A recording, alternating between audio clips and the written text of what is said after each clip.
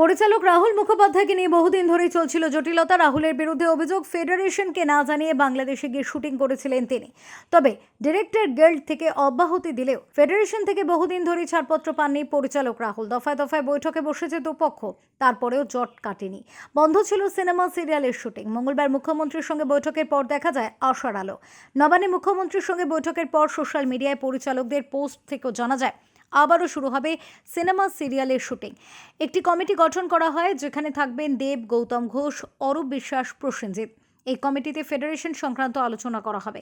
পরিচালকেরা তাদের বক্তব্য তুলে ধরবে এবং এর পাশাপাশি ফেডারেশনের কোনো বক্তব্য থাকলে তারাও জানাবেন। কিছু নিয়ম বদল করার কথা বলা হয়েছে, যা নভেম্বর থেকে জানা যাবে। ফেডারেশন এবং পরিচালকদের বৈঠকের পর টলিপাড়ার স্বাভাবিক ছন্দে ফিরে আসার কথা হয় মঙ্গলবার। বুধবার থেকে স্বাভাবিক ছন্দে ফিরে আসে টলিপাড়া, স্টুডিও পাড়া। আবারও ব্যস্ততম পরিবেশ দেখা যাচ্ছে টালিগঞ্জে।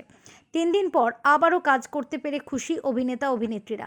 মঙ্গলবার বৈঠকে ফেডারেশনের সভাপতি স্বরূপ বিশ্বাস জানান, আলোচনার মাধ্যমে সমস্যার সমাধান করা যায়। প্রথমেই পশ্চিমবঙ্গের মাননীয় মুখ্যমন্ত্রী মমতা বন্দ্যোপাধ্যায়কে আমাদের 26টি গিল্ড আর প্রায় 8,500 কলাকুশলীর পক্ষ থেকে তাকে আমাদের আন্তরিক প্রণাম, কৃতজ্ঞতা, শ্রদ্ধা।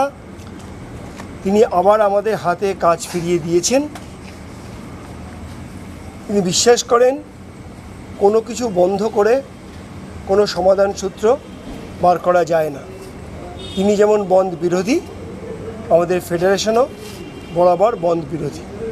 আমরা বিশ্বাস করি আলোচনার মাধ্যমেই যে কোনো সমস্যার সমাধান বেরোবে। অভিনেতা দেব জানান, মুখ্যমন্ত্রীর আদেশে কাউকে ব্যান করা যাবে না।